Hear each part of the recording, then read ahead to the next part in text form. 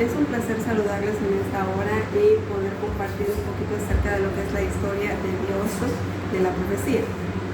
Encontramos nosotros nuestro fundamento como iglesia en esta cita que tenemos acá, Marcos 3, del 13 al 15, la cual se la voy a leer en este momento y dice de la siguiente manera.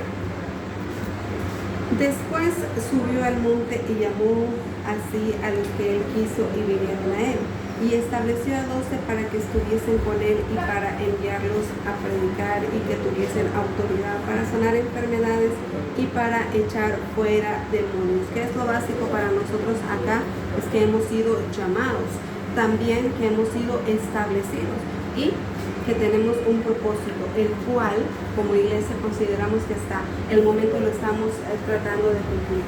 También vamos a analizar acerca de cómo ha sido el crecimiento de nuestra iglesia. También analizar un poquito acerca de, ¿habrá pasado pues nuestra iglesia por crisis en algún momento? ¿Cuándo fue el surgimiento? ¿En qué periodo de tiempo se dio el surgimiento de nuestra iglesia? Y analizar un poquito también acerca de nuestros antecesores, quiénes fueron, conocer un poquito acerca de ellos y sus aportes a nuestra iglesia. Nuestra historia se remonta a lo que es el siglo XVIII. En este siglo nosotros encontramos a un personaje que nuestra iglesia pues a través de la historia ha tomado muy en cuenta por la doctrina que él profesaba, y este es John Wesley. ¿Quién fue este personaje y por qué influyó tanto pues, en nuestra iglesia? Conocemos de él a través de la historia que fue un pastor anglicano, hijo de pastor también, que comenzó su ministerio en lo que fue el Club Santo, un ministerio que se centraba mucho en lo que era la búsqueda de la santidad. Tenemos un suceso muy importante en su vida que se dio en el año de 1738, específicamente el 24 de mayo. ¿Qué fue lo que le sucedió a este personaje? Bueno, pues estaba él en una reunión en la cual había sido invitado por un grupo de moravos, el cual en su momento tuvieron una lectura del prefacio de Lutero, en la cual pues hablaba acerca de la fe, hablaba de la justificación, algo que tocó su corazón, tocó su vida, hizo algo sobrenatural de acuerdo a sus propias palabras, a su expresión. Dice la historia de que sintió un fuego ardiente, algo en su corazón. Se cuenta, ¿verdad?, de él, de que fue ese momento el cual declaró y enseñó también que se convirtió en una segunda obra de salvación. Ese fuego intenso que él sintió, se dice que fue una santificación que él recibió.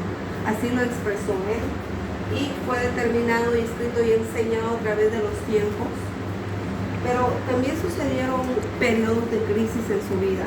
¿Por qué? Porque a raíz de ese suceso tan importante que se dio en su vida, pues su ministerio creció, porque él se unió a los moravos y las iglesias se extendieron, crecieron, pero los momentos de crisis fueron el hecho de que muchos predicaban de una manera, él lo hacía de una forma, pero había conflictos internos en cuanto a su doctrina, en cuanto a estas experiencias de santificación, por lo cual se dio una disolución de la iglesia a la cual él pertenecía en ese momento. A tal grado pues que ese momento de crisis, esas circunstancias que se dieron, provocaron en otras iglesias llegar hasta una tercera obra de la salvación, la cual esa obra de la salvación se le denominó como el bautismo del Espíritu Santo en ese momento, por lo cual hubo una disolución y encontramos nosotros que en el año de 1886 el 19 de agosto pues surge otra denominación, una denominación llamada lo que es la Unión Cristiana. La Unión Cristiana venía, ¿verdad?, con todas este tipo de enseñanzas, de las cuales nosotros hemos estado hablando, que Wesley manejaba. Encontramos nosotros en ese periodo de tiempo a un personaje muy importante para nosotros, que es Richard Spurgeon, padre, el cual inició en esta congregación lo que es la Unión Cristiana, aunque poco tiempo después de haber iniciado el ministerio, pues fallece y sigue a cargo como pastor su hijo, Spurgeon, también a cargo de esa congregación, pero como hemos venido hablando también, pues se dan momentos de crisis, deterioro dentro de la iglesia, lo cual llega o lleva hasta una separación de lo que es la Unión Cristiana. Esto hace que se formen más congregaciones, más iglesias, ¿en base a qué o por qué? Bueno, por la doctrina que se estaba manejando en ese momento, periodos de crisis en los cuales pues uno trataba de predicar de una manera, un sincretismo podríamos decirlo, ¿verdad? ¿Por qué? Porque muchas congregaciones estaban tomando parte de la cultura que ella traía para amoldarla a lo que son las enseñanzas que se estaban dando en ese momento. Conocemos nosotros a través de la historia pues el surgimiento de lo que fue la Unión Cristiana. La Unión Cristiana estaba a cargo de Richard Spurgeon, mencionábamos. Su hijo tomó el cargo después de su muerte y siguió creciendo hasta la disolución de la misma, tanto que en 1902 pues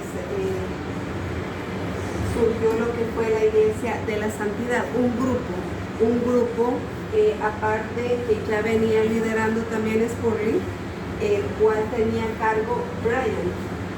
Brian era un líder, ¿verdad?, el cual tenía esas reuniones, pero decidió darle el nombre de Iglesia de la Santidad. En estas reuniones se cuenta, ¿verdad?, de que Brian tomó a bien invitar a Tomlinson. En ese momento, pues, llega Tomlinson, participa de la reunión, le parece muy bien lo que está dando en ese lugar. De hecho, se comenta que él pasa un periodo de tiempo en oración. ¿Para qué? Para que sea Dios el que le responda si debe o no unirse a lo que es la Iglesia de la Santidad, que en ese momento ese grupo estaba liderado por Brian, pero que ya traía, ¿verdad?, la secuencia de lo que era la Unión Cristiana.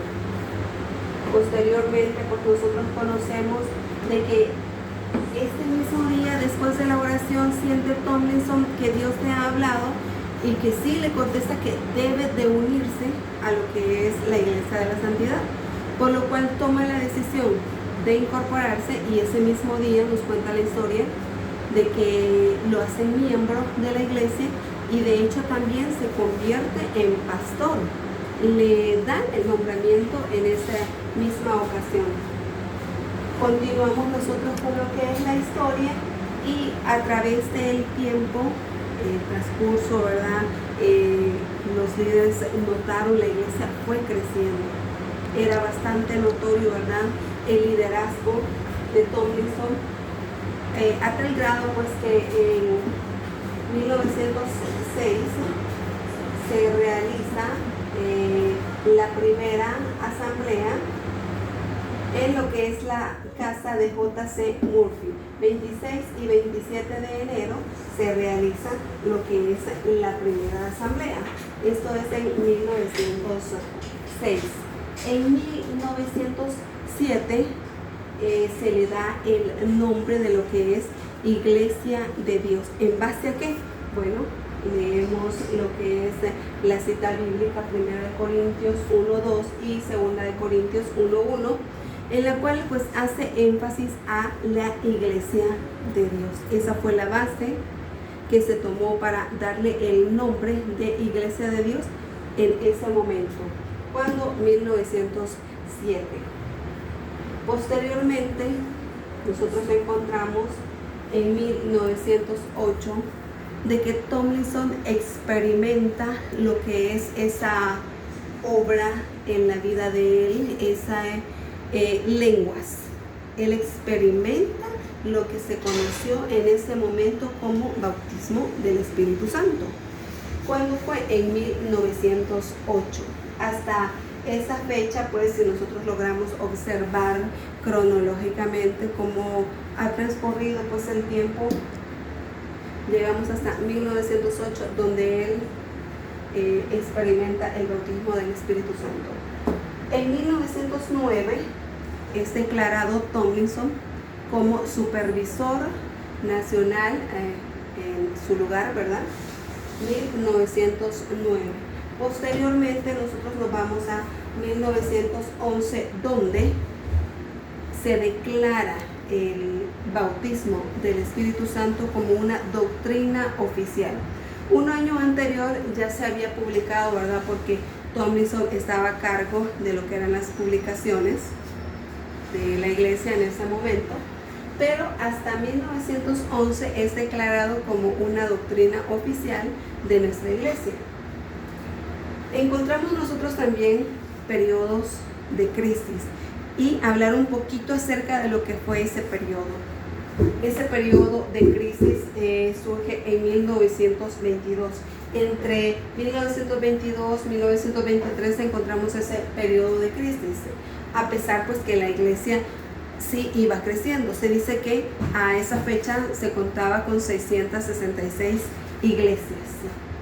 Se contaba con una casa de publicación, pero también pues en 1923 encontramos ya una disolución, lo que fue la división de nuestra iglesia. Porque a causa de que, bueno, se dice que Tomlinson tomó un dinero, no para él, ¿verdad?, pero para pagar lo que era la casa de las publicaciones, pero era un dinero que no estaba destinado para eso.